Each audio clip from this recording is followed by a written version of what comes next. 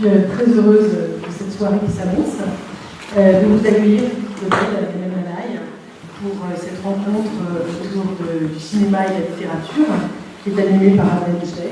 Je vous remercie également de sa présence et de sa contribution à ces échanges. Cette soirée, elle se tient tout simplement en marge, je dirais en parallèle, en tout cas à l'occasion du prix du choix de la Tunisie pour le Goncourt, qui sera révélé demain. Et c'est dans ce cadre-là que Philippe Claudel, qui est membre de l'Académie du Goncourt, est avec nous. Vous le connaissez, il est auteur, réalisateur. Vous verrez après son film Tous les soleils, vous en avez musical, je crois. Et on aura l'occasion de montrer les autres films dans les semaines qui viennent également à l'Institut français. Hélène Manaille, votre auteur, on vous a reçu ici il y a quelques semaines à l'occasion du prix de la francophonie que vous avez eu pour votre dernier roman L'amant ardent. L'amant, ce serait pas mal. Oui, mais c'est la même chose. Non, c'est la marque ce soir. Pour les gens qui continuent, mais pour le prochain, c'est la courte de titre. J'ai un titre. Voilà, c'est un titre que je trouve. Voilà. Bon, je ne vais pas être plus bavard, je vais laisser la parole à nos invités et à vous remercier de votre présence. Voilà, bonne soirée. Merci à vous. Bonsoir à toutes et à tous. Je suis particulièrement heureux d'accueillir deux écrivains, mais pas que écrivains. Je ne vais pas, de toute façon, les présenter. Je vais dire tout simplement quelques mots.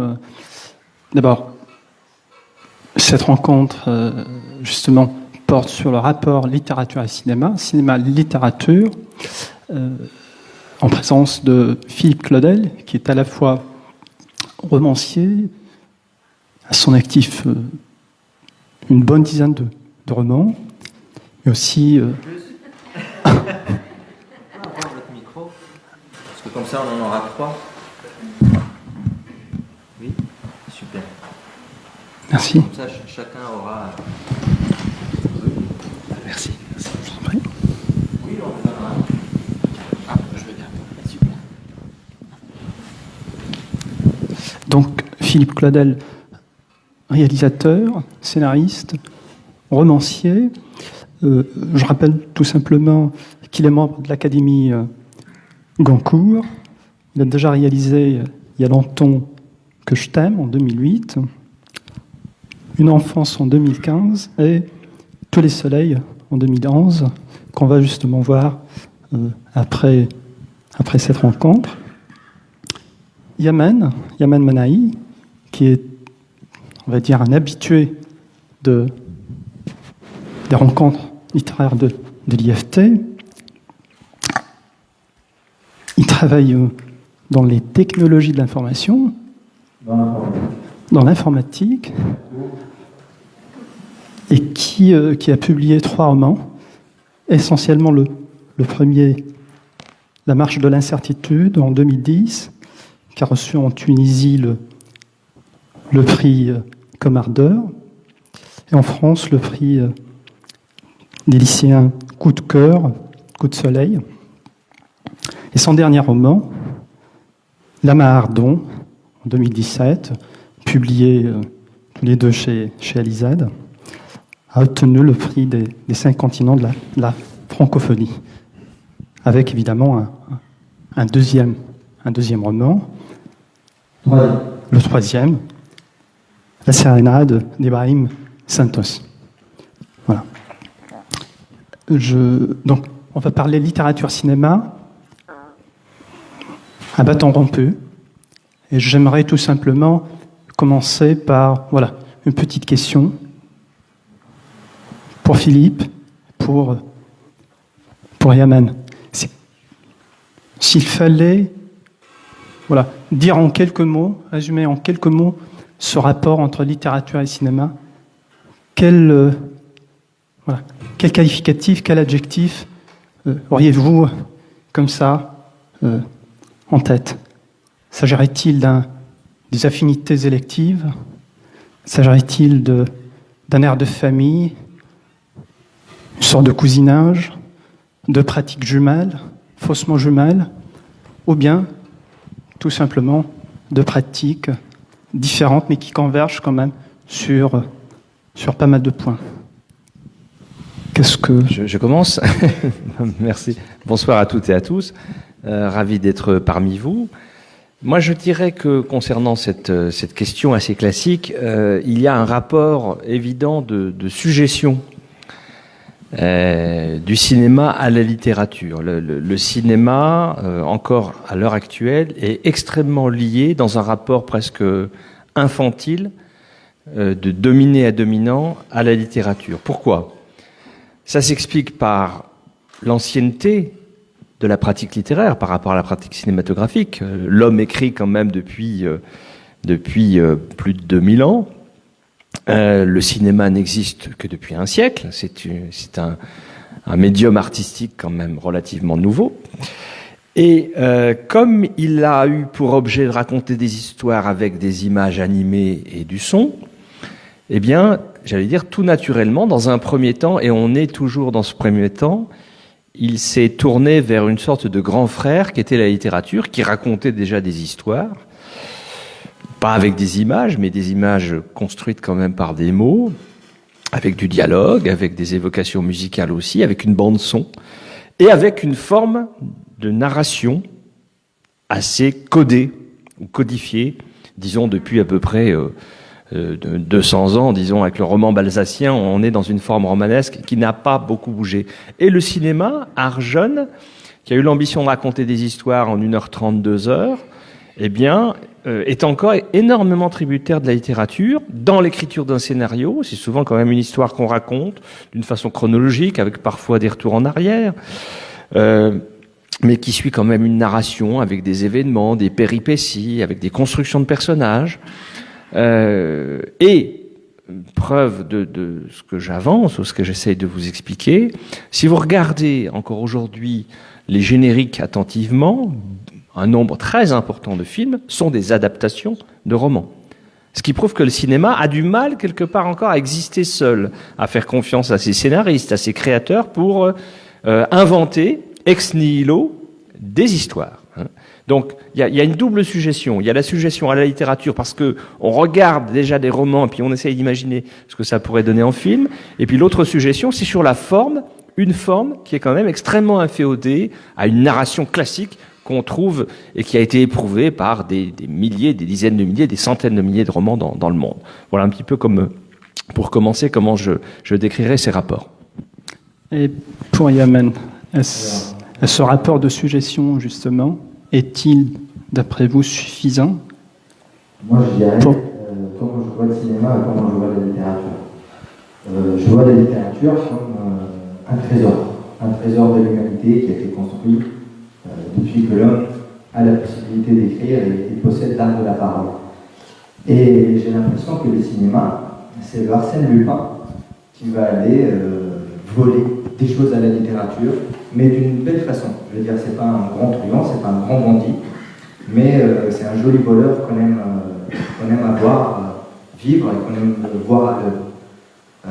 La littérature a le pouvoir de donner au lecteur la possibilité d'être son propre metteur en scène, son propre directeur de casting, son propre cinéaste. C'est-à-dire, moi par exemple, dans ma façon d'écrire, je ne vais pas passer 2 ou 3 pages à décrire un personnage de A jusqu'à Z. Et donc, le lecteur, il va se constituer sa propre image, donc il va faire le casting des personnages, il va imaginer qu'un personnage est grand, l'autre est petit, l'autre il a une voix grave, l'autre il a une voix aiguë, etc. Il va voir les décors, il va compléter avec son imaginaire ce que le romancier ne lui donne pas. Et le cinéma va venir et va s'intercaler entre le texte et le visuel, entre le texte et le palpable, et il va faire ce hold-up auprès du lecteur de cet imaginaire que la littérature ne donne pas forcément en intégralité. Moi, ce que j'adore aussi dans le cinéma, c'est les bandes originales dont parlait Philippe, parce que j'écris aussi souvent en musique.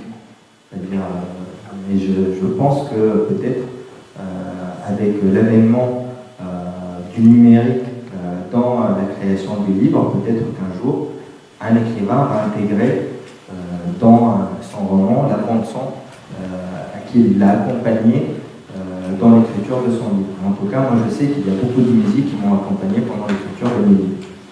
Et donc, alors, je parle d'Arsène Lupin, je parle de Hold Up. Des fois, on est très content de voir ce voleur-là à l'œuvre, et des fois, on est déstabilisé par ce qu'il fait. Il y a énormément de personnes qui sortent de l'adaptation d'un roman qu'ils ont aimé, encore plus subjugués par ce qu'a fait le réalisateur, le metteur en scène de cinéma à partir de l'œuvre. Comme le fait qu'il peut être déstabilisé et même ne pas reconnaître le roman. Et donc, du coup, oui, c'est des arts qui se rapprochent, et des fois qui peuvent s'éloigner parce que il y a toujours la liberté artistique du créateur, on peut toujours s'appuyer sur quelque chose et en faire ce qu'on a envie de faire. Et l'étape intermédiaire pour moi, entre les deux, c'est vraiment le scénario, et c'est vraiment une interrogation pour moi qui n'ai pas cinéaste, mais qui est sensible au cinéma parce que je n'ai pas une formation littéraire classique. Donc je suis arrivé à la littérature par passion, et le cinéma aussi m'a beaucoup nourri. Et quand je vois, quand j'écris, je vois et j'écris. C'est pas forcément gentil. Voilà. Bah, avant justement d'en venir à ce rapport, pour creuser davantage à la fois la suggestion, mais aussi cette forme de hold-up, probablement aussi de traîtrise, si on conçoit le rapport littérature-cinéma dans la logique de l'adaptabilité de la littérature au cinéma, j'aimerais juste qu'on creuse un peu plus la valeur ajoutée que le 7e art, justement, est censé apporter à la littérature. À mon sens, nul mieux qu'un certain regard, porté essentiellement par ceux qui pratiquent cette double démarche, écrire mais aussi mettre en scène, mettre en image, ne peut justement nous indiquer en quoi il devrait y avoir quelque chose de plus dans le cinéma, dans la littérature, serait probablement incapable. J'ai toujours en tête ce que Godard disait, la question qui se posait, à quoi sert justement le cinéma s'il vient après la littérature? Voilà, je vous pose la question. Il me semble que la valeur ajoutée, si on parle pour reprendre votre expression, elle est nulle. Hein. Le cinéma n'ajoute pas une valeur à la littérature. Ce sont deux formes artistiques différentes qui empruntent, l'une empruntant à l'autre certains codes, comme j'ai essayé d'expliquer tout à l'heure. Mais sinon, ils sont incomparables. C'est-à-dire que vous avez l'homme est ainsi fait qu'il est un animal, mais en plus il a besoin de s'offrir une réflexion au sens très très large sur sa propre existence. Donc depuis très longtemps, il ne se contente pas de vivre. Il a besoin aussi de refléter sa vie, de l'interroger, par le biais de pratiques artistiques que sont la peinture, la musique, la littérature, la poésie, le théâtre et plus récemment la photographie et le cinéma. Donc on a développé au fil des temps des attitudes artistiques qui sont autant d'interrogations sur ce que nous sommes, qui toutes finalement se réduisent à la seule et même question, c'est-à-dire qui sommes-nous, comment agissons-nous, comment aimons-nous, comment s'établit notre rapport à l'autre, notre rapport à la mort, au temps, etc., etc. Donc toutes les œuvres d'art fouillent ces grandes questions qui nous taraudent. Et le cinéma, avec des technologies qui apparaissent à la fin du 19e, propose encore une autre voie d'inspection, de la même façon que on peut imaginer que dans quelques années, décennies, siècles, d'autres moyens aussi technologiques nous permettront de créer des réflexions artistiques encore nouvelles. Donc pour moi, il n'y a pas de hiérarchie à opérer entre littérature et cinéma sous prétexte que l'un serait supérieur à l'autre. ils permettent d'approcher différemment ce grand mystère qui reste l'être humain. Et pour ma part, si je fais du cinéma et si je fais des livres, c'est pour une raison simple, c'est que j'arrive ou j'essaie d'exprimer des choses dans mes films que je ne parviens pas à exprimer dans mes livres, et j'essaie d'exprimer dans mes livres des choses que je ne parviens pas à exprimer dans mes films. C'est tout. C'est la raison aussi pour laquelle, en ce qui me concerne, et c'est pas une façon de...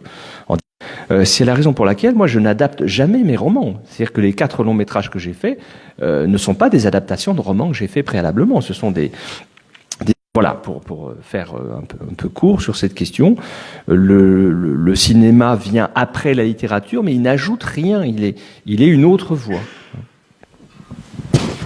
Pour toi, Ayman, ce retard, est-ce que le cinéma est censé justement le rattraper sur la littérature, ou bien tout simplement il la devance par ses propres moyens, justement par la bande-son? Je pense, je rejoins complètement Philippe dans ce qu'il dit sur le fait qu'il n'y a pas de hiérarchie entre les arts. Et le cinéma, c'est un autre moyen de se nourrir.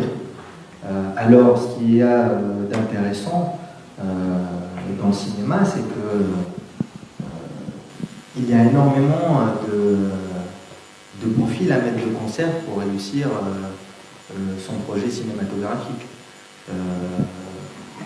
Il y a les interprètes, il y a les metteurs en scène, il y a les cadreurs, il y a les ingénieurs du son, il y a tout un travail qui est vraiment qui a énormément de valeur, et donc on ne peut pas dire que ce travail-là il est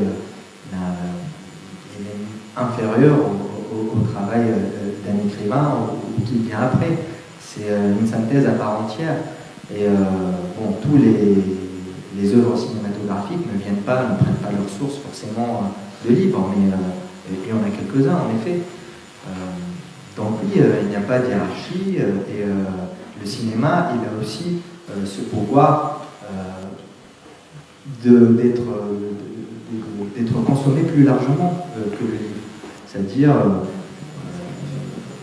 malheureusement, ou heureusement, je ne sais pas, Philippe il a la chance d'être les deux, donc malheureusement peut-être pour un écrivain, à moins d'être un écrivain vraiment à succès, comme on peut en avoir quelques-uns, mais on a l'impression que on peut plus facilement consommer une œuvre cinématographique qu'un livre. Justement. Parce qu'en fait, il y a une dimension d'abandon qu'on a face à l'écran, qu'on n'a pas forcément face à un livre. On peut s'abandonner, bien entendu, dans un livre, en fait, on est toujours actif, parce qu'on est toujours dans l'imagination. Tout nous est pas restitué, alors que dans le cinéma, il y a l'image, il y a le son, on n'est pas dans l'activité accrue, mais on est dans la consommation et dans le fait de se faire traverser par ce que le réalisateur a envie de faire. Alors que dans le roman, j'ai l'impression que l'esprit est un peu plus actif parce qu'on lui demande un petit peu plus.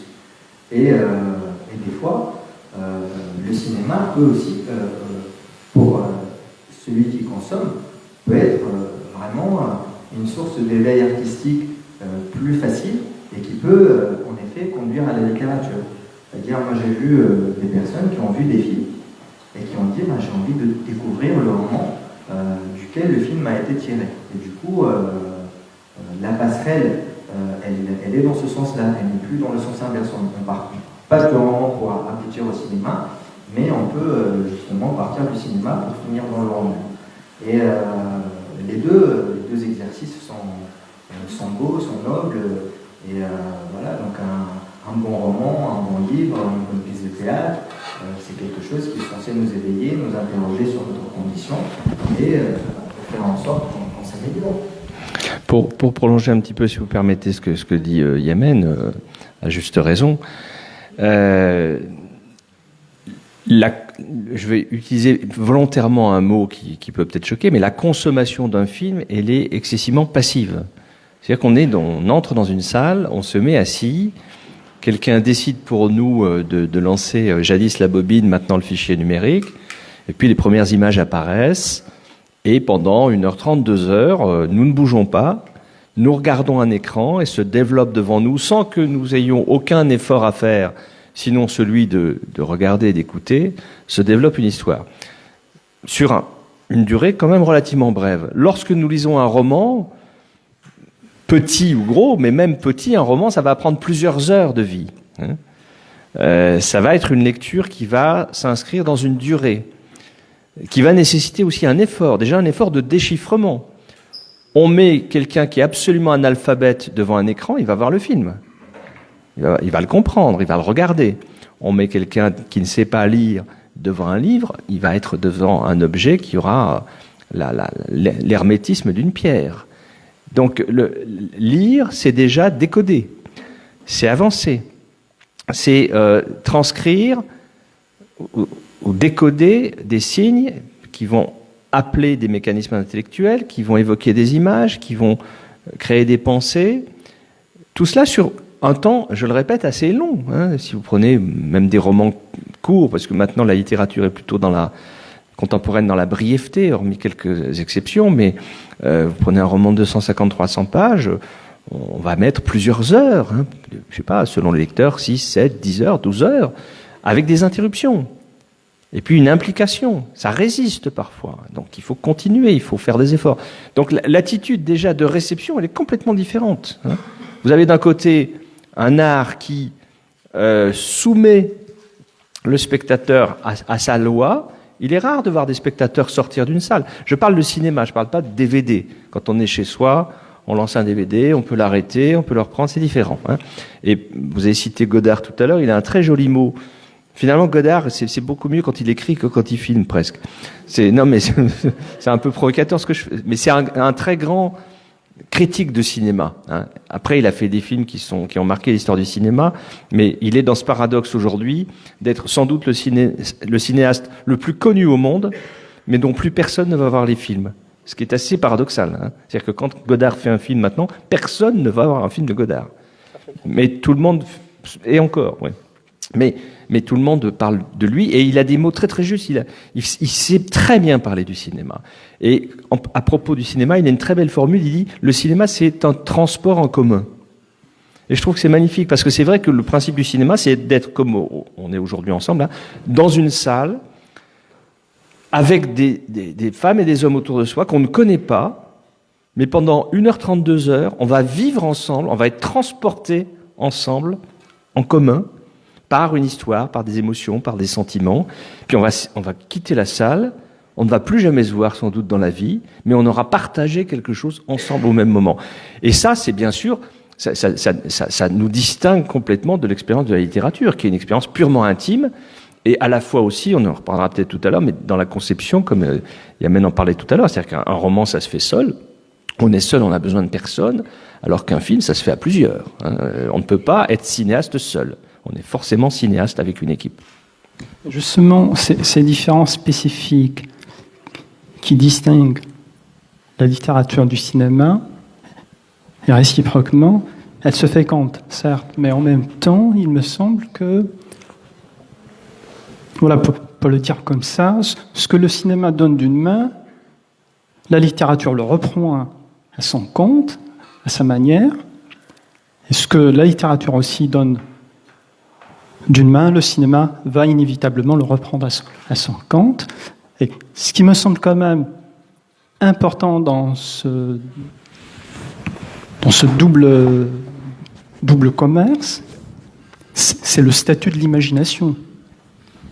Yamen, tout à l'heure, vous parlez justement de cette imagination, que l'œuvre littéraire essaie de titiller chez le lecteur, la même chose chez le spectateur.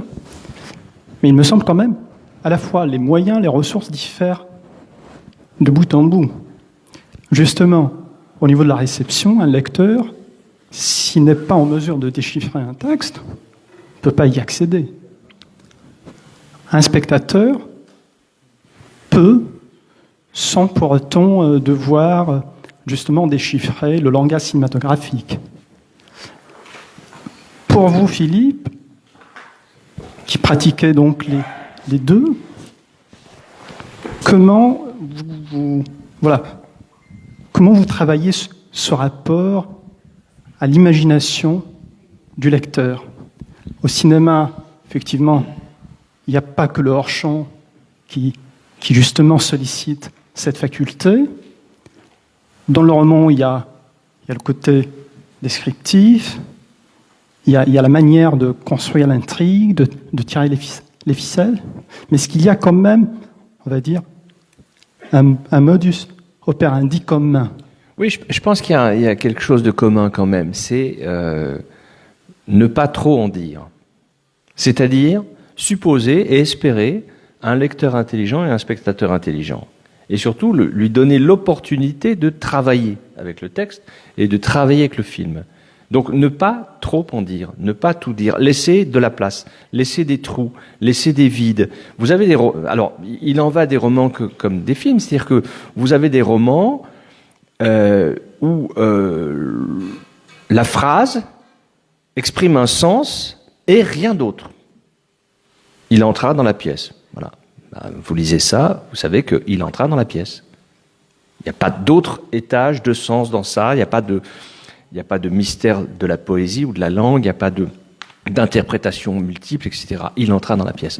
Et puis vous avez quantité de livres, et là on est dans la littérature soudain, où en plus de dire qu'il entra dans la pièce, l'auteur va le dire de telle façon que soudain la langue va sonner comme elle n'a jamais sonné, ou comme elle a rarement sonné, et s'ouvre une dimension poétique. Et puis il va le dire aussi de telle façon peut-être un peu ambiguë que, oui d'accord, il entre dans la pièce, mais comment le fait-il ?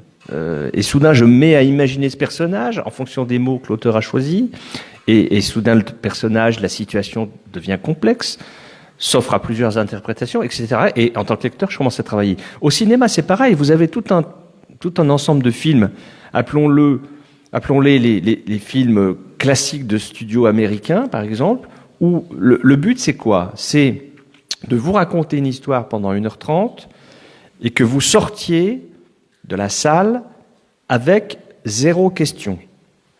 Tout vous sera expliqué pendant la durée du film. C'est-à-dire que même les intrigues les plus folles se seront dénouées, il n'y aura plus d'énigmes, plus de mystères, tout sera résolu. Et donc vous pourrez aller directement chez McDo et vous empiffrer d'un hamburger, sans vous poser de questions.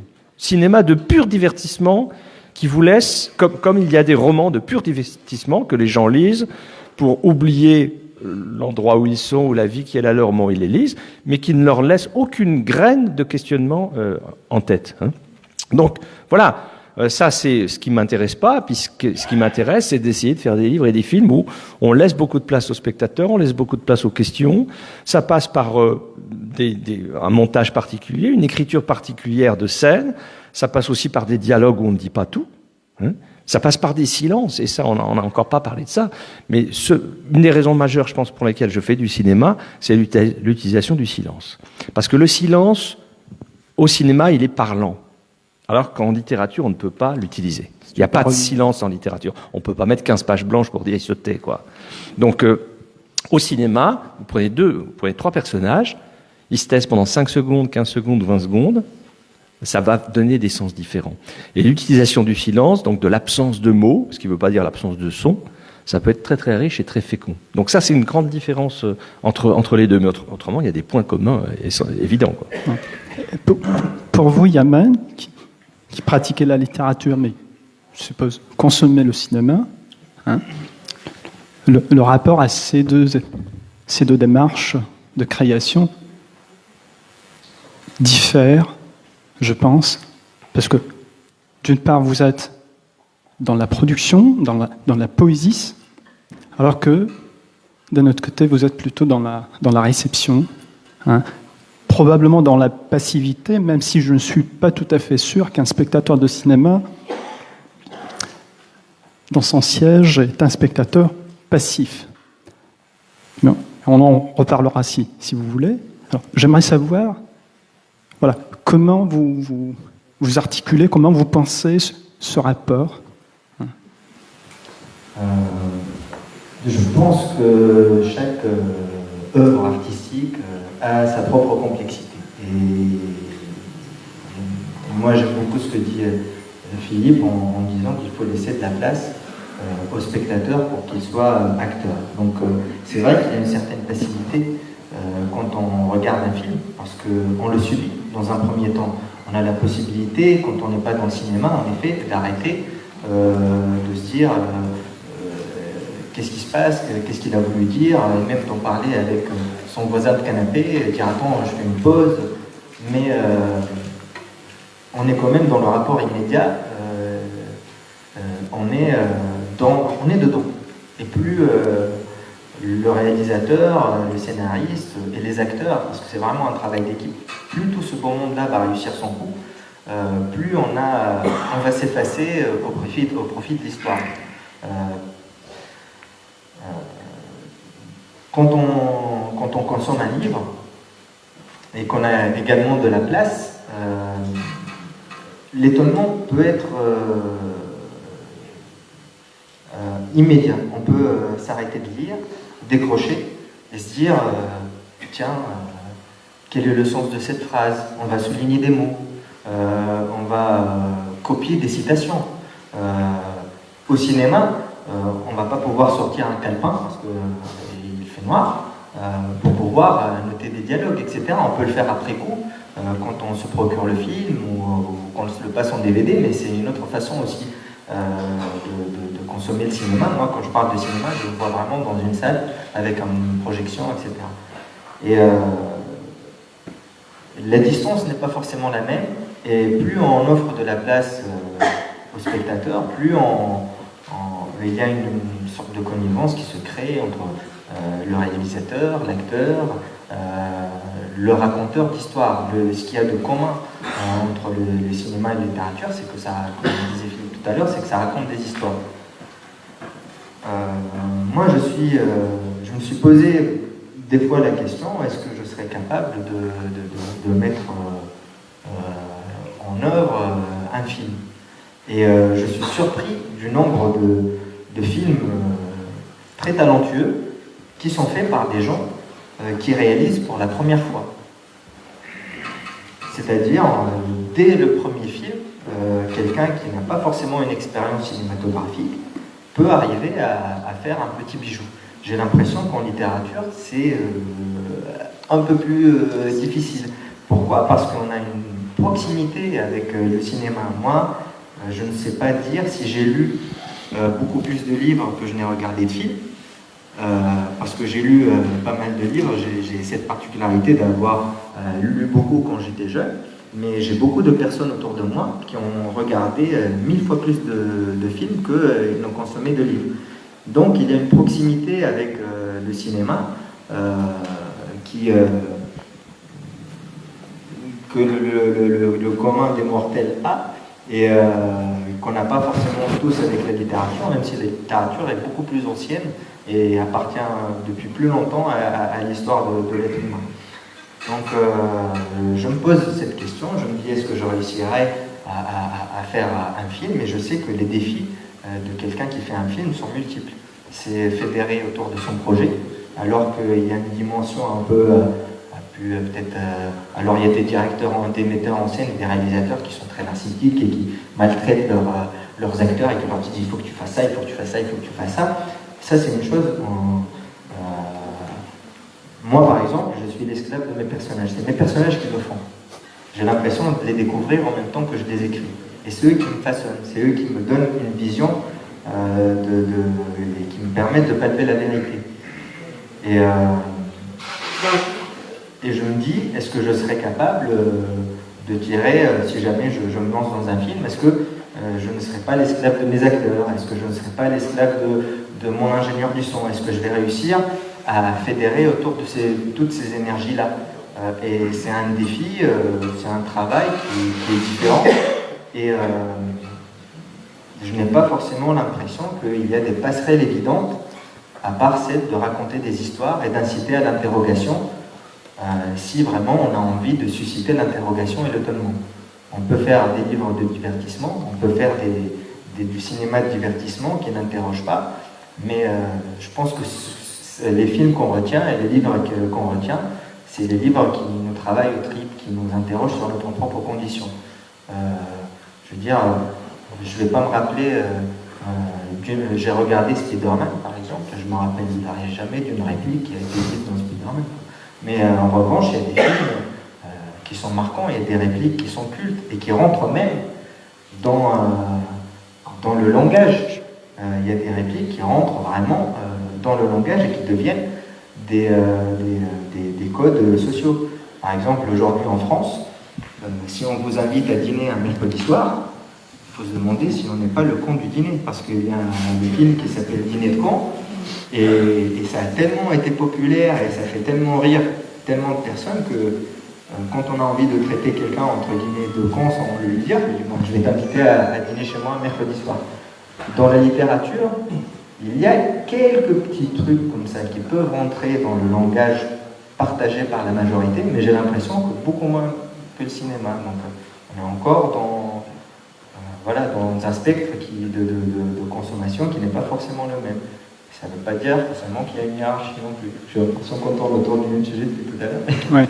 À quelques variations près, quand même, parce qu'il me semble quand même très important de voir sous un autre angle cette différence, justement, non seulement au niveau de la réception, mais au niveau de la production. Pour vous, Philippe, vous écrivez le scénario, vous écrivez le roman, vous réalisez. Les modes opératoires, les manières de faire diffèrent, justement, de par la nature du travail, de la nature aussi de l'engagement, un engagement collectif dans le cinéma qui requiert quand même une bonne, je dirais, une bonne santé, hein, pas au sens physique seulement. La littérature, c'est un travail quand même solitaire. Est-ce que les manières de faire entre littérature et cinéma, empiriquement, vous semblent quand même plus ou moins proches, ou bien chaque manière impose son univers? Non, c'est radicalement différent. On aurait pu faire un débat littérature pêche à la ligne, c'était pareil ce soir. C'est-à-dire que c'est des domaines qui sont... On ne devrait même pas les comparer, sauf sur ce point commun que j'ai exprimé dès le début, c'est-à-dire raconter une histoire. Hein. Mais sinon, après, les parallèles ou les oppositions, on pourrait les faire à propos de quantité de domaines d'activités humaines, sans que ce soit forcément très intéressant d'ailleurs de les comparer ou de les opposer.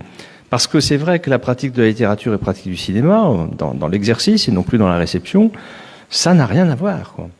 Alors, à un moment, il y a l'usage de l'écrit, par exemple, puisque un roman s'écrit avec des lettres, avec des mots, etc. Le cinéma, c'est la fameuse boutade à Hollywood. Que faut-il pour faire un bon film? 3 choses. Un bon scénario, un bon scénario, un bon scénario. Tout ça pour dire qu'effectivement, l'étape du scénario est une étape primordiale, c'est un squelette autour duquel tout le corps du film va se construire. Mais en même temps, et là je repense à Godard qui disait que finalement les scénarios c'était des inventions de comptables d'Hollywood. Parce qu'à un moment, quand le cinéma a commencé à coûter cher, il y a des gens qui se sont dit alors ça coûte de l'argent le cinéma là. Là vous me demandez quelques millions de dollars, mais j'aimerais bien savoir quand même à quoi vous allez les utiliser. Donc faites-moi un document écrit qui me raconte un petit peu ce que vous allez faire, et si ça m'intéresse, je vais vous donner de l'argent. Et tout cela pour dire que finalement, un cinéaste, il ne pense pas en mots. Donc on lui impose une étape extrêmement douloureuse pour certains, qui est l'écriture je reprends le mot de squelette, d'un film qu'il a déjà lu en tête, ou qui pressent, et on le force à passer par une voie qui n'est pas du tout une voie naturelle, et par un document qui, de toute façon, va disparaître, parce qu'un scénario de cinéma, ça disparaît. C'est pas l'œuvre, hein. C'est une étape du processus. Mais c'est comme si j'inverse, pour bien être clair, c'est comme si un romancier va voir son éditeur et dit, écoute, voilà, j'aimerais beaucoup écrire un roman, je peux pas trop te parler du sujet, mais j'ai un roman en tête, et l'écrivain, l'éditeur lui dirait, bon, écoute, avant que je te donne mon feu vert, fais-moi un film avec ça, tu me montreras le film, puis je te dirai effectivement, si ça m'intéresse, que tu fasses le roman. C'est la même chose en cinéma, c'est-à-dire, pour avoir des sous, parce que ça coûte cher. Malraux disait que c'était un art industriel. C'est une belle définition. Effectivement, on est dans le domaine artistique, en même temps, on est dans l'économie, dans l'industrie, parce que pour faire un film aujourd'hui en France, il faut quand même réunir au bas mot quelques millions d'euros. Donc c'est beaucoup, beaucoup d'argent. Et évidemment, personne ne va dire, bah, vas-y, mon grand, t'as une bonne tête, j'aime bien ce que tu fais, je te donne 5 millions d'euros, fais ton film. Je veux même pas savoir ce que tu vas faire. Non. Donc on est obligé de passer par des étapes, qui vont consister à convaincre un producteur, des distributeurs, des partenaires financiers. Et bien entendu, pour les convaincre, il suffit pas de leur parler. Il faut un document écrit qui leur donne une idée de ce que va être le film. Et ce document écrit, c'est le scénario. Donc, des mots. Mais qui n'ont pas grand rapport avec les mots de la littérature. Parce que un scénario, quand moi j'écris un scénario, quand on écrit un scénario, on utilise une langue qui est purement informative et référentielle. C'est-à-dire que, je le dis souvent, c'est une des premières choses que je dis à mes étudiants au cinéma, c'est-à-dire que on ne doit pas faire de littérature quand on écrit un scénario. Ça doit être, on ne peut plus simple, ça doit être dénué de toute poésie, de toute image. On dit les choses telles qu'elles vont avoir lieu, point final. Donc c'est assez ennuyeux finalement presque à lire un scénario. Il faut que ça donne une idée de ce que va devenir le film. Donc voilà, ce point commun entre l'écrit, mais sinon après dans le processus, c'est tellement une boutade consiste à dire aussi, moi il y a des gens qui me disent parce qu'il y a des personnes qui pensent que j'ai commencé à faire des films après avoir eu du succès en littérature. Mais non, moi j'ai fait des études de littérature, de cinéma quand j'avais 18-20 ans, je faisais beaucoup de courts-métrages à Nancy, il y avait toute une bande d'étudiants un peu glandeurs comme moi, où on était plus dans les bistrots qu'à la fac, mais on faisait pas mal de petits films qui étaient tous très mauvais, mais ça nous plaisait de faire les acteurs, le monteur, le metteur en scène, etc. On apprenait un peu sur le tas comme ça. On avait des profs aussi qui étaient merveilleux, et tout cela pour dire que le cinéma, c'était une aventure très très ancienne qui remonte à l'enfance pour moi. Simplement, c'est tellement difficile de se mettre en route et d'avoir à un moment l'énergie, un petit peu le savoir peut-être et l'expérience, et surtout convaincre des gens de vous suivre dans une aventure financière importante, que tout cela demande du temps. Et en forme de boutade, je dis souvent aux gens, quand ils me disent « Ah, pourquoi vous faites des films ?» Je dis « Écoutez, je vous explique pourquoi. Vous écrivez des romans, vous avez la chance qu'ils aient du beau succès, vous êtes heureux donc dans cette activité d'écrivain, vous êtes traduit un peu partout, vous avez une femme que vous adorez, une fille magnifique, et puis vous dites, tiens, j'ai envie vraiment de m'emmerder, de me créer plein d'ennuis dans les 2 ans et demi qui viennent. Ben, vous faites un film. Parce que faire un film, c'est ça tout le temps. C'est accumuler les ennuis tous les jours. Tous les jours, tous les jours. Et quand vous êtes sur le tournage, ce n'est que 2 mois de l'aventure d'un film, c'est pas la plus importante, vous avez un problème à régler toutes les minutes. Toutes les minutes. On vous demande une décision importante, etc. En plus, le temps file, ça va vite. Vous savez que vous êtes à la tête d'une équipe de 40-50 personnes, un budget de 5 millions d'euros, etc. Donc, vous êtes sans cesse confronté à des choix, à des problèmes, à des emmerdements. Et vous y allez. Et puis, votre film sort, un mercredi en France. Le jour même où ça sort, vous savez le soir si votre film va être un succès ou un bide. Moi, j'ai fait 4 films, j'ai connu tous les cas de figure. Le premier film, ça a été un succès français et international. Le dernier que j'ai fait, qui pourtant, à mon avis, le meilleur, Une enfance, ça a été un bide terrible en France. Terrible. Personne n'a voulu voir ce film. Et vous le savez tout de suite. 2 ans et demi de boulot, paf, à la poubelle. C'est assez violent. Mais je terminerai par une citation que j'aime beaucoup d'Orson Welles. Il dit « Quiconque exerce ce métier stupide mérite ce qui lui arrive. » Tout ça pour dire qu'on n'est pas obligé. Vous voyez, personne n'est là avec un fusil dans le dos en disant Claudel, fais un film, autrement je te tire une balle. Non, c'est nous qui le voulons, ça. Donc, on va pas se plaindre après. Juste une petite, quand même, question concernant l'adaptation. Pour vous, quel texte serait... Je vais reciter encore ce cher Jean-Luc Godard, là, le plus grand écrivain suisse. Non, mais vous savez, il a dit souvent que c'était les mauvais romans qui se prêtaient le mieux aux adaptations, mais c'est pas faux. C'est-à-dire que quand il dit ça, qu'est-ce qu'il dit ? il exprime un fait, c'est ridicule de vouloir adapter Madame Bovary. Je prends Madame Bovary parce que il y a eu je ne sais pas combien de Madame Bovary dans l'histoire du cinéma. Mais les films sont inintéressants par rapport à Madame Bovary de Flaubert. C'est-à-dire que quand vous prenez un chef-d'œuvre de la littérature qui se distingue des autres livres, non pas forcément par son histoire, c'est une histoire assez banale, Madame Bovary, mais c'est bien sûr c'est la langue, c'est la construction, c'est l'ironie de Flaubert, c'est la vision de la société qui passe par ses mots. Voyage au bout de la nuit Archel temps perdu de Proust, ça n'a aucun sens. Voyage au bout de la nuit de Céline, ça n'a aucun sens. Par contre, vous prenez un roman, et on en revient à l'histoire, à la narration. Oui, il y a une histoire intéressante. Il y a des personnages qui se dessinent, qui soudain, on se dit, tiens, ça pourrait être incarné, visuellement, ce serait pas mal, ça. La construction est bonne, mais la langue est nulle.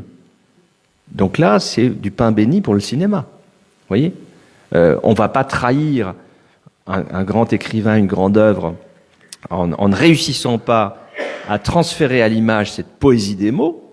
En même temps, on garde l'histoire, on garde le squelette dont je parlais tout à l'heure. Donc là, ça marche assez bien. J'ai vu un film il n'y a pas très très longtemps là qui sort en France ces temps-ci, La promesse de l'aube, d'après Romain Gary. Il se trouve que les producteurs m'avaient proposé de faire le film il y a 5 ans. Puis j'ai relu La promesse de l'aube de Gary, qui est un roman qui plaît beaucoup. Vous savez, quand on est adolescent, parce que c'est une histoire romanesque, c'est beaucoup d'émotions, de sentiments. Et puis finalement, j'ai dit au producteur que je voulais pas le faire, ça m'intéressait pas. Il y avait trop de choses qui me gênaient dans le livre, en tout cas, me gênaient en tant qu'adaptation. Hein. Je me voyais pas faire ça. Et je ne regrette pas du tout parce que celui qui l'a adapté, Éric Barbier, donc, il s'en est très bien tiré. Il a fait 1000 fois mieux que j'aurais fait. Il a réussi à prendre dans le livre des éléments, à les transfuser, transcrire dans le langage du cinéma, et ça donne un très beau film. J'ai été heureusement surpris parce que j'y allais en me disant là je vais voir une grosse bouse, là ça va être terrible, et en fait non. C'est-à-dire qu'il a réussi à être fidèle à la fois au livre, à l'esprit du livre, et en même temps à proposer un spectacle de cinéma au sens plein, parce que ce que Yamen a un peu dit indirectement tout à l'heure, et ce sur quoi je voudrais insister, c'est que pour moi le cinéma c'est un art populaire. Dans le bon sens du terme. C'est-à-dire que c'est un art qui nous rassemble, plus que la littérature. Et ça tient aussi à cette espèce de facilité qu'on a à regarder des images. Vous faites une expérience, vous entrez dans une salle d'attente. Vous posez des livres dans une salle d'attente, il y a 10 personnes. Qui est-ce qui va se lever pour prendre un livre et commencer à le regarder? Alors que dans la même salle d'attente, vous enlevez les livres, vous mettez un écran avec des images. Télévision. Sur les 10 personnes, il y en aura 8 ou 9. Moi, le premier qui regarde jamais la télé, je vais être scotché devant. Il y a quelque chose d'addictif, c'est presque une drogue l'image, hein, donc c'est assez facile de jouer là-dessus et de prendre les foules et parfois de les manipuler, comme l'histoire nous l'a montré aussi. Pour Yamen, il me semble que pour vous justement qui ne pratiquez pas encore le cinéma, si jamais justement vous pensez vous aventurer sur ce terrain-là, justement, votre âme ardent,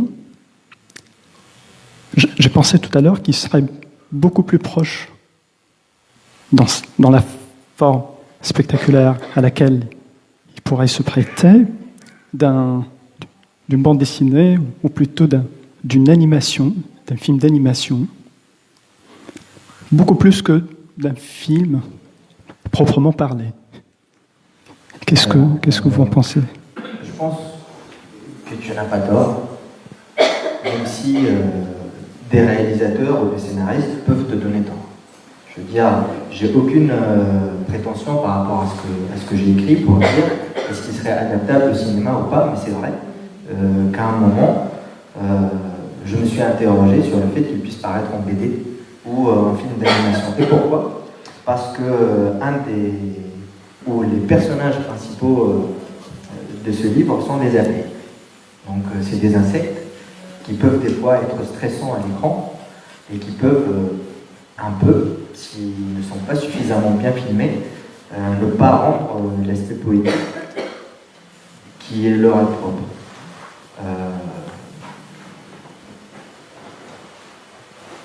Donc, en effet, c'est peut-être plus difficile, ou en tout cas le pari il des plus grands pour quelqu'un qui voudrait l'adapter au cinéma, pour quelqu'un qui voudrait l'adapter en film d'animation ou en BD. Ceci dit, cette difficulté, j'espère qu'elle vient du fait que ce ne soit pas un mauvais roman. Non, je pense justement. Je fais une tête parce qu'il disait qu'un livre est beaucoup plus facile à porter au cinéma si c'est mauvais. Et donc, du coup, c'est vrai que j'ai l'impression qu'il n'est pas forcément adapté ou adaptable facilement comme ça au cinéma. Je prends un autre exemple parce qu'en fait, j'ai découvert. C'est arrêté. C'est peut-être moi qui l'ai éteint. Non? Bon. Il y a un livre qui me rappelle par certains aspects mon roman. Ce livre s'appelle Le vieux qui lisait des romans d'amour de Luis Sepúlveda. C'est un magnifique roman sur un vieil homme qui doit chasser un puma. Il est dans l'obligation de chasser ce puma-là parce que ce puma est devenu un tueur d'hommes. Et pourquoi il est devenu un tueur d'hommes? Parce que on a tué les petits de ce puma-là. Un chasseur, un homme blanc, a tué les petits de ce puma en Amazonie. Et ce puma s'est vengé du chasseur. Et il a goûté le sang humain et il avait une telle rage en lui qu'il avait envie de récidiver. Et donc on a appelé un vieil homme, donc le vieux qui lisait des romans d'amour, pour tuer ce puma-là. Pourquoi? Parce qu'il a en lui l'art ancestral de la chasse du puma que beaucoup de personnes n'ont pas. Mais lui, il y va à reculons parce qu'il n'a pas envie de tuer ce puma-là, mais il y est bien obligé. Donc c'est un de mes livres préférés et j'étais vraiment réjoui de voir que quelqu'un l'a adapté au cinéma. J'ai arrêté le visionnage du film au bout de 3 secondes. Parce que dans les 3 premières secondes, on voit le personnage principal. Et c'était pas du tout l'image que je m'étais fait du personnage principal. Ils n'avaient pas la même gueule, il n'y avait pas la même couleur de peau, pas la même coupe de cheveux. Et j'avais peur que ce film perturbe, en tout cas, ma vision que j'ai de ce film-là. Et j'ai préféré ne pas être perturbé et garder en moi toutes les images que j'ai réussi moi-même à créer dans mon esprit quand j'ai lu le livre. Donc, c'est un très beau roman. Il l'a peut-être bien adapté, mais en tout cas, pas suffisamment pour moi. Et on est très exigeant, vraiment très exigeant. Quand on aime un livre, on est très, très exigeant par rapport à son adaptation au cinéma. On est même intransigeant. Et même, on cherche la faille. On cherche parce qu'on a l'impression... En fait, il y a une phrase magnifique de Michel Tournier qui dit « Un livre a 2 auteurs, celui qui l'écrit et celui qui le lit ». C'est-à-dire, à partir du moment où on lit une histoire, elle nous est sienne. Mais par contre, on ne dit pas qu'un film a 2 réalisateurs. Celui qui le réalise et celui qui le regarde. On ne dit pas un film, il a 2 scénaristes. Celui qui le regarde et celui qui... Donc, il y a une dimension d'appropriation. Quand on aime une histoire, elle devient la nôtre et on devient intransigeant avec celui qui va la mettre en œuvre. Et moi, j'ai lu La promesse de l'aube de Romain Gary. J'adore ce livre-là. Et pour l'instant, j'ai pas réussi à franchir le pas pour aller le voir au cinéma. Alors je sais que c'est des magnifiques acteurs qui sont en train d'interpréter ce film-là, mais par exemple, la mère russe de Romain Gary, qui est incarnée par Charlotte Gainsbourg dans le film, et qui fait un accent pour coller à l'esprit du roman, un accent russe. Pour moi, malheureusement, Charlotte Gainsbourg, j'arrive pas à la voir peut-être qu'elle me surprendrait dans son interprétation, mais j'ai pas réussi à avoir le courage nécessaire pour affronter l'image que je m'étais fait moi-même, par peur que le film n'écrase mon propre univers. Donc, écrase cette liberté que j'ai eue. Vous voulez rebondir ou bien Sur Charlotte Gainsbourg, qui effectivement bien présenté par Lamenne, ça paraît hautement improbable. C'est Charlotte Gainsbourg que je respecte beaucoup comme être humain, mais c'est pas une actrice qui me fascine, moi. Sauf dans son premier rôle, si vous vous souvenez, quand elle était toute jeunette, dans Les Frontières de Paul Miller, extraordinaire. Mais dans ce film-là, elle est là aussi absolument remarquable. C'est remarquable ce qu'elle fait. Et j'étais plutôt dans la position qui était la tienne, d'avoir beaucoup de doutes par rapport à son interprétation. Je sais très bien qu'elle n'est pas rude, je sais très bien que cet accent est contrefait, mais en même temps, c'est le cinéma. Ah oui, absolument. On va voir un film avec Robert De Niro, avec Pacino, avec Deneuve, avec Depardieu, avec qui vous voulez, on sait très bien qu'ils ne sont pas ceux qui jouent. Et en même temps, quand c'est bien fait, ça marche. Donc là, ça marche très bien. Mais sur le problème de l'adaptation, il est certain que lorsqu'on a aimé un roman, en tant que lecteur, on est dans un rapport aussi à la fois d'affection et de possession. Nous, ça marche. Et lorsqu'on voit une adaptation qui est faite par autrui, eh bien, on se sent absolument dépossédé. Donc, il y a non seulement le fait que le film intérieur qu'on s'est fait ne correspond pas à celui qu'on nous propose, mais en même temps, on nous a volé quelque chose qui nous appartenait à nous intimement.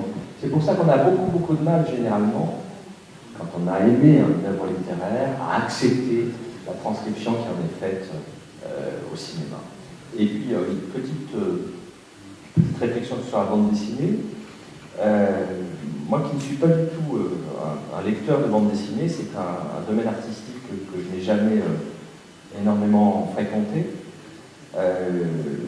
J'ai refusé beaucoup de projets d'adaptation pour certains de mes livres, mais par exemple pour un roman comme Le Rapport de Brodeck, il y avait des studios américains qui étaient intéressés, d'autres metteurs en scène étrangers, j'ai refusé. Par contre, j'ai accepté qu'un artiste de bande dessinée, qui s'appelle Manu Larsenet, l'adapte en roman graphique. Et Manu Larsenet, dont je connaissais a priori pas le travail, mais il m'a contacté, j'ai un peu regardé ce qu'il faisait, j'ai trouvé intéressant de lui dire oui, en disant c'est pas un cinéaste, ça va pas être des vrais acteurs qui vont interpréter les personnages, donc tout ça va rester encore dans un moyen artistique qui est quelque part irréel, même si le dessin peut être réaliste, ça reste du dessin. Ça m'a intéressé, et je dois dire qu'il a fait 2 volumes qui sont sortis, le premier je sais plus, il y a 2-3 ans, le deuxième il y a 2 ans, à une année d'intervalle. C'est absolument remarquable. C'est-à-dire qu'il a réussi à s'accaparer du livre, à en prendre ce qui l'intéressait. Je lui ai dit, de toute façon, vous faites ce que vous voulez, c'est pas la peine de me demander l'électronisation, je vous la donne, donc après vous débrouillez. Et en même temps, par l'usage de son dessin, il a réussi à préserver une forme de mystère, de double, triple, quadruple lecture. Il laisse de la place au lecteur, et ça, je n'ai absolument pas regretté. Alors que dans les regrets, même si ça n'en est pas vraiment, mais j'avais écrit un roman il y a longtemps qui s'appelait Les Armes grises, et à l'époque, je travaillais beaucoup avec un metteur en scène qui s'appelait Angelo, comme scénariste avec lui, et il m'a tenu absolument à adapter ce roman au cinéma. J'avais essayé de l'en dissuader en disant non, il fallait que ça reste un roman, puis finalement il a insisté, c'était quelqu'un duquel j'étais proche, j'avais accepté. C'est pas que je regrette, mais du coup après je n'ai plus jamais accepté qu'on adapte mes livres au cinéma. Parce que ça ne m'intéresse pas en fait. Je préfère que les livres restent des livres. Mais l'expérience de bande dessinée a été intéressante. Une dernière question avant de donner à la salle la parole. Pour vous, l'une des plus belles adaptations cinématographiques, si on vous demande justement d'en épingler une... Je commence, je me lance. Docteur Zhivago, avec Omar Sharif. Alors là, voilà, j'ai trouvé ça exceptionnel. Alors, c'est dommage parce que c'est un vieux film, j'aurais aimé citer quelque chose de plus récent, mais pour moi, ce film-là, l'interprétation, et en fait, on doit mettre l'accent sur le travail d'acteur parce que, très honnêtement, ils sont là aussi pour sublimer et pour rendre palpable quelque chose qui peut ne pas être proche du lecteur. On peut avoir une autre dimension. Quand c'est incarné, on peut être transcendé aussi, mais voilà, le Docteur Zhivago pour moi. Et pour vous, Philippe ? Il y en a beaucoup quand même. Alors, vous prenez 2 génies, vous les mettez ensemble, ça donne quand même quelque chose d'intéressant. Kubrick, Nabokov. Oui, Nabokov, ou alors Orson Welles Kafka, Les Châteaux, ou Orson Welles Shakespeare, Othello. Ça, c'est quand même des réunions au sommet, je dirais. Mais sinon, dans les films plus humains, si on descend un petit peu d'un cran, Je trouve que le Ang Lee, Le secret de Brokeback Mountain, qui est en fait l'adaptation d'une nouvelle d'un auteur américain que j'aime beaucoup, qui s'appelle Annie Proulx. Le texte est magnifique et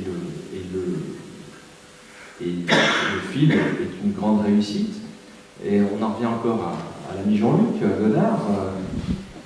Lui et d'autres ont souvent dit, et c'est assez juste, que finalement le format adaptable au cinéma, c'est pas le roman, c'est la nouvelle. Effectivement, c'est plus dans l'icône. Alors voilà, il y a ça.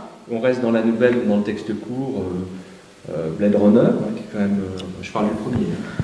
Ah oui. Je parle pas du deuxième. Je trouve. Moins intéressant. Le premier, donc le Ridley Scott, adapté d'une nouvelle de Kadik. La nouvelle est forte, et le film aussi. Mais ça, Minority Report de Spielberg, c'est aussi une nouvelle de Kadik. C'est une belle réussite, me semble-t-il, d'adaptation. Les Vestiges du jour, qui est un très bon roman de Ishiguro, qui a eu une Nobel l'année dernière, c'est aussi un très bon film. Donc là aussi, on est dans une adaptation qui est tout à fait intéressante. Je terminerai par je ne sais pas si vous avez vu ce film de Sean Penn, qui s'appelle The Page, La Promesse. Ça, je le cite souvent aux étudiants parce que c'est un film qui est vraiment bien. C'était peut-être le premier en tant que metteur en scène de Sean Penn, mais je ne suis pas tout à fait sûr. Et donc ça se passe aux États-Unis, c'est avec Jack Nicholson, avec Robin Wright, Penn, qui à l'époque était l'époux de Sean Penn. C'est très très ancré dans le terroir américain, dans les habitudes, dans les personnages, etc. Et en fait, c'est une adaptation d'un roman suisse-allemand de Friedrich de Rolmat, qui s'appelle La Promesse. On ne peut pas plus suisse ni plus bernois que de Rolmat. Ça se passe vraiment là-bas, dans la Suisse profonde du canton de Berne. C'est un roman formidable, je vous conseille, c'est très très court et très fort. Et vous avez l'exemple d'un texte littéraire de grande et de haute qualité, puis d'un film qui est une adaptation qui est extrêmement intéressante aussi, et qui en même temps est complètement renouvelée. Il ne colle pas, il a pris, il a transformé le matériel. De la même façon, par association d'idées, le même Sean Penn, Pain to the Wild, qui est un récit de John Krakauer, un journaliste américain qui s'intéresse à un jeune homme, une sorte de hobo supertramp américain, donc comment ça s'appelle, Chris McCandless, c'est ça? Merci. Krakauer enquête sur la vie de ce jeune homme qui, à un moment, après de brillantes études, décide de brûler ses papiers d'identité, son argent, puis de partir into the wild. Et le texte de Krakauer est formidable, et le film, on n'est pas loin du chef-d'œuvre. Donc voilà, il y a des exemples, il y en a plein. Oui, Yamen. Je vais en rajouter un autre, parce que ça m'a ouvert l'appétit. En fait, comme je vous ai dit, par exemple, il y a des cinémas, des films qui vous emmènent au livre. La route, je ne sais pas si tu l'as vu. De Carver. The Road. J'ai pas vu. Non, La route avec de Cormac McCarthy. Donc qui a été interprété au cinéma par Viggo Mortensen, qui est un acteur exceptionnel. En fait, l'univers, il y a un univers post-apocalyptique. On est dans un monde dépouillé avec des gens cannibales parce qu'il n'y a plus de nourriture, etc. Et c'est un livre qui est vraiment très. Le film, il est exceptionnel et ça m'a donné envie de lire le livre. J'ai lu le livre et vraiment, c'était deux expériences qui étaient complètement différentes et tout aussi fortes l'une que l'autre. Donc voilà aussi un roman qui a été très bien adapté et la transition n'a pas été faite. J'ai pas lu le roman qui m'a donné envie de lire le livre, mais c'était plus le contraire. J'ai vu le livre, j'ai vu le film et j'ai eu envie de lire le livre et j'étais pas déçu. Du même Cormac McCarthy, on peut citer un excellent roman qui est No Country for Old Men. Ah, ça c'est exceptionnel aussi. Le roman est formidable et le film est formidable. Ah, ouais. Avec la dernière scène. Par contre, On the Road, le Kerouac qui a été adapté au cinéma, là. T'en as deux fois. Bon, je suis plus dubitatif, c'est comme si on essayait d'adapter les illuminations de Rimbaud au cinéma, c'est plus compliqué. Ouais. Mais dans les classiques de la littérature, le Gatsby, le deuxième Gatsby, donc, qui a été fait il y a quelques années par Baz Luhrmann, il y a 3-4 ans, avec DiCaprio, Karen Mulligan, etc., c'est exceptionnel. exceptionnel. C'est du très très bon cinéma, c'est un feu d'artifice. Il ne faut pas revoir la première adaptation de Gatsby avec Redford et Mia Farrow, parce que soudain on a l'impression d'avoir pris 2 Lexomil et puis bon, le cinéma, et comme nous tous, ça vieillit aussi, et les films sont un peu comme les êtres humains, il y en a certaines qui supportent mieux le temps qui passe. Je me permets tout simplement de rajouter à cette liste, à cette belle liste, la toute dernière adaptation cinématographique tunisienne, réalisée en 2016 par une Tunisienne et un Italien. La Tunisienne s'appelle Yousr Ghesmi, et son ami, son co-réalisateur Mauro, je ne me rappelle plus exactement de son nom.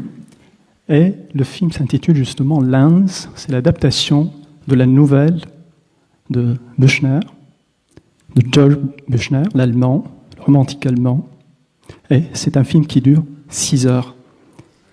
On va avoir un gros pot de popcorn. Il a été projeté lors des journées cinématographiques de Carthage en 2017, et c'était absolument une expérience inouïe. La parole est à vous. Oui, bien sûr. Il nous reste un quart d'heure. Voilà. Je vais rebondir sur l'adaptation. En fait, pour vous, en quoi consiste une bonne adaptation?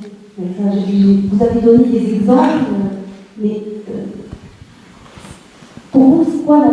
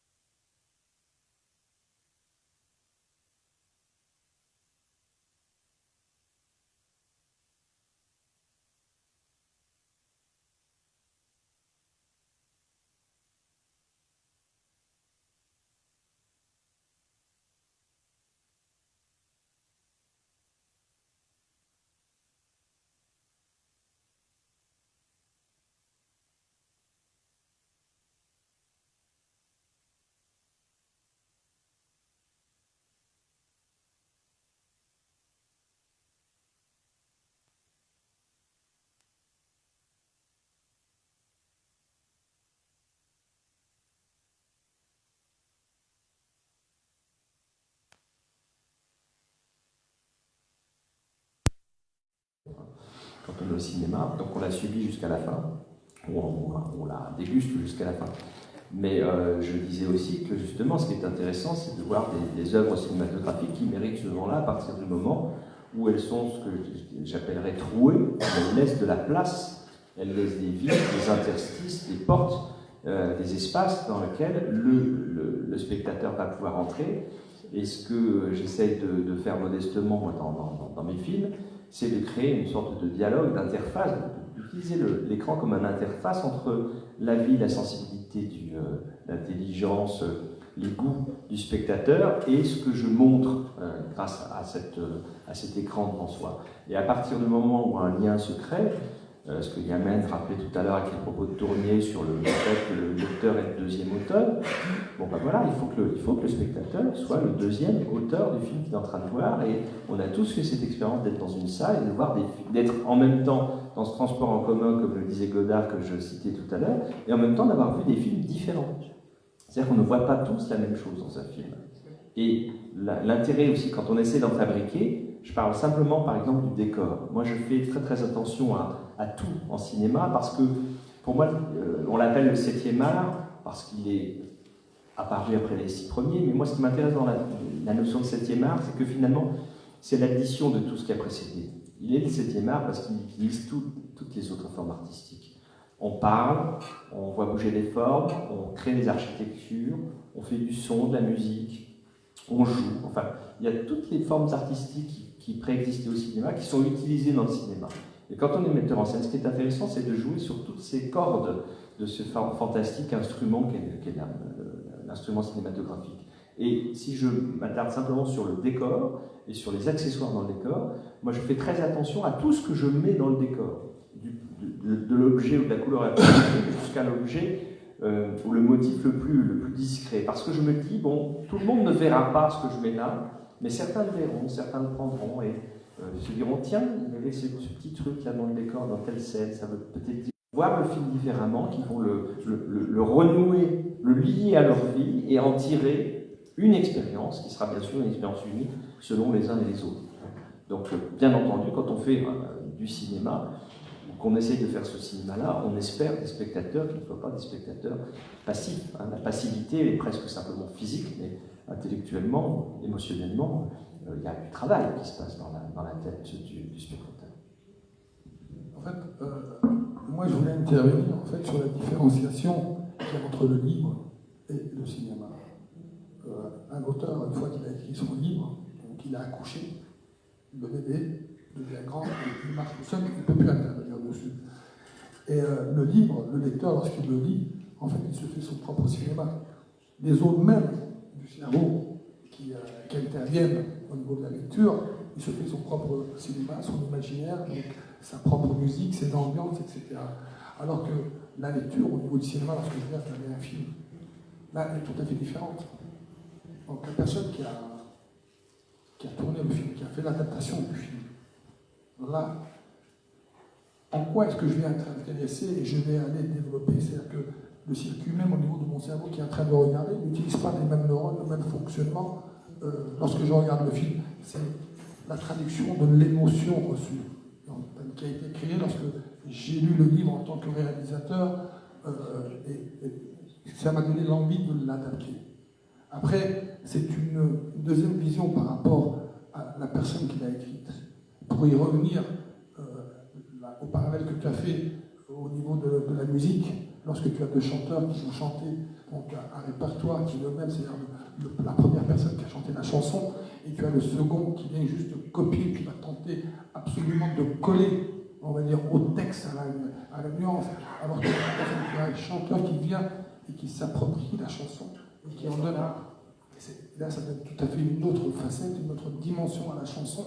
Parfois, la personne qui a fait la reprise, est meilleure encore même que l'original, parce qu'il t'ouvre une autre dimension. C'est exactement la même chose pour les films. Après, au niveau des films, vous avez des films commerciaux, comme vous avez des bouquins commerciaux. Mais des bouquins adaptés et adaptables, il y en a eu un tas. Et certains ont été vraiment magnifiques, qui ont permis justement de finaliser. Moi, pour revenir, au-dessus de la vie de Coucou, c'est waouh. cette ambiance. Et toujours le cinéma, la différentiel, c'est que lorsqu'on rentre pour voir un film, on fait toujours plus facilement le chemin inverse d'aller chercher le livre pour le lire que lire le livre et aller regarder. Mais le cinéma, c'est aussi la démocratisation du livre. Et l'inverse. Permet. Et l'inverse. C'est beaucoup plus difficile à mon sens que d'aller regarder un film. Comment faire un livre à partir d'un film. Ah oui.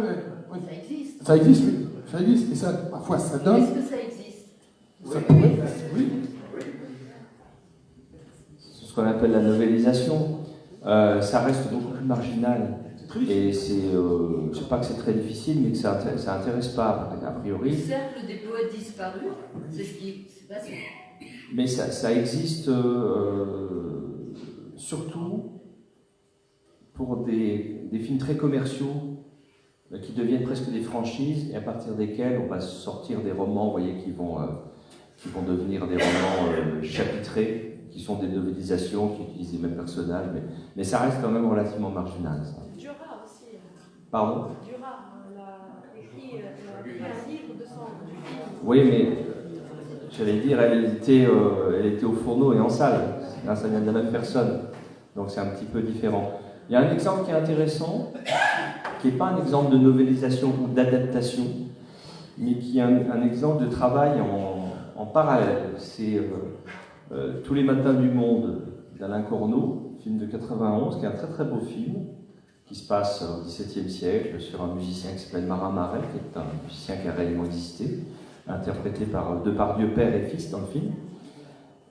Et Pascal Quignard, qui était l'écrivain qui travaillait avec Alain Corneau à la construction de ce scénario, a écrit en même temps qu'il écrivait le scénario avec Corneau, le roman. Et là, vous voyez, c'est finalement une double. À ma connaissance, c'est le seul exemple où on a un écrivain qui en même temps écrit le livre et avec le metteur en scène le scénario, et qui va produire deux œuvres remarquables, parce que le film est très très bon, et le bref roman de Quignard est formidable aussi. Mais c'est marginal.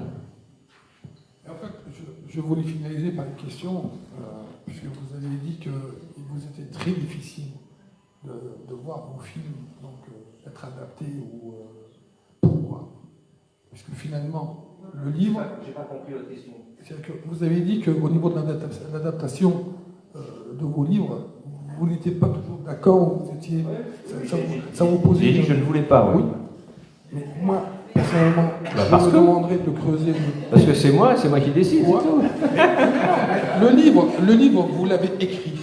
Ça y est, il est sorti. Et donc, tenter l'expérience de ce que ça donnerait, ça peut marcher comme ça peut... Non, mais ça, je m'en fous, moi, que ça peut marcher ou pas. Et donc, mais justement, vu que vous vous en foutez, pourquoi pas, ça pourrait donner... Non, mais je m'en fous que ça marche ou pas. Ce qui m'intéresse, c'est que ça ne se fasse pas. C'est tout. C'est l'égoïsme. Parce que, non, c'est pas d'égoïsme. Mais c'est pas un choix. C'est que si le livre est né sous cette forme-là, alors que moi-même je fais des films aussi, j'aurais pu le faire naître sous une autre forme. L'histoire s'est incarnée sous cette forme-là, romanesque. Je vois pas pourquoi je donnerais l'autorisation, ça m'intéresserait de le voir sous une autre forme. Par contre, là où je suis beaucoup plus tolérant, c'est sur les adaptations théâtrales. Alors c'est pas le sujet d'aujourd'hui, mais il y a plusieurs livres que j'ai écrits qui ont donné lieu à des adaptations théâtrales. Je pense notamment à un livre qui s'appelle La petite fille de Monsieur Lynn, qui a je ne sais pas combien d'adaptations théâtrales maintenant dans le monde, par des adaptateurs différents et des troupes différents.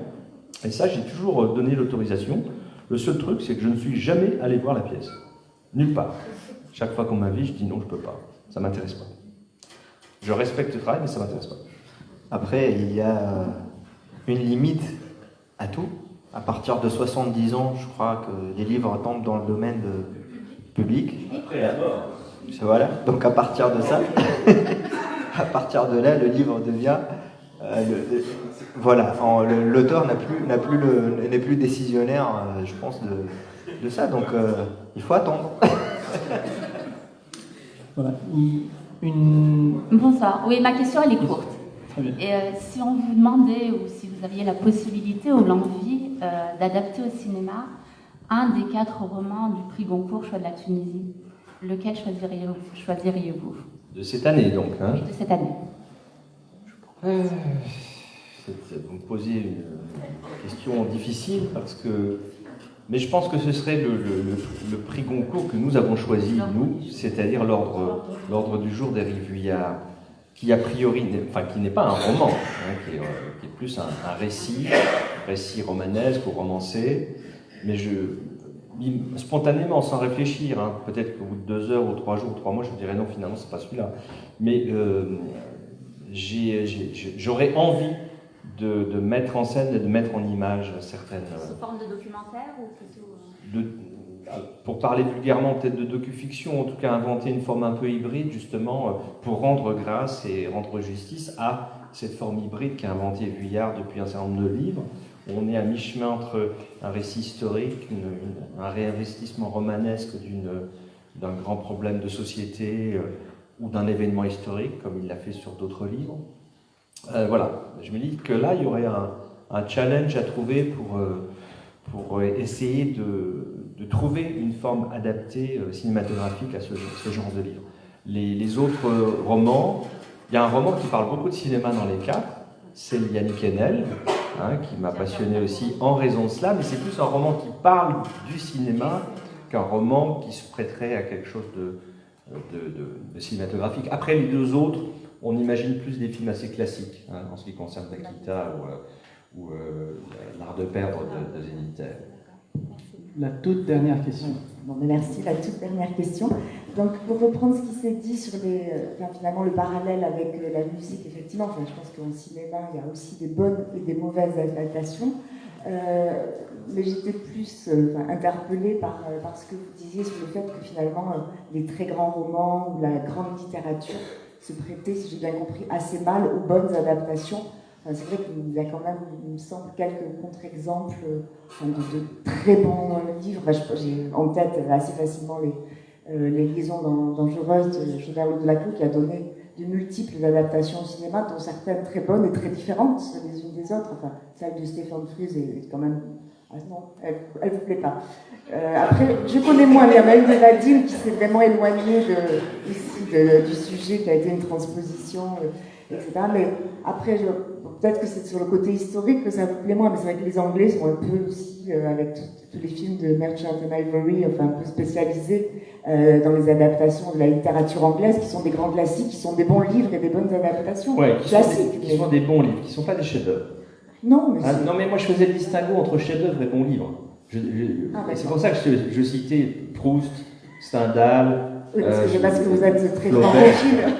Pardon ? Parce que vous êtes très francophile. Il y a quand même dans la littérature anglaise aussi des très bons livres. Je suis presque plus anglophile que francophile. C'est vrai. Okay. Mais non, mais tout le travail de James Ivory, c'est vrai, c'est remarquable. Hein. C'est un très très bon cinéma. Moi j'adore ça, je suis très très client. Hein. Mais même, vous citez les grands classiques. Alors, on peut citer Tess, hein, adapté par Polanski, hein, dans le domaine anglo-saxon. Vous pouvez Jules l'Obscur, qui a donné un très bon film. On peut citer évidemment aussi le Kubrick Barry Lyndon, hein, qui est quand même, pour moi, Kubrick, c'est le plus grand cinéaste du XXe siècle. Et notamment dans son adaptation de Nabokov, ou son adaptation, toutes les adaptations qu'il a faites, hein, parce qu'il y en a quand même pas mal, des adaptations chez Kubrick, ça donne des choses absolument remarquables, et notamment le Barry Lyndon, pour rester dans le domaine anglais ou de la littérature anglaise, c'est très très fort. Ou Orange Mécanique, bien entendu. Merci Philippe, merci à vous Ahmed, merci à vous toutes et tous d'être restés. On va rester de toute façon, puisque dans quelques minutes sera projeté Tous les soleils. Je vous prie tout simplement de rouvrir vos portables juste après le générique fin. Voilà, merci à vous et bonne projection.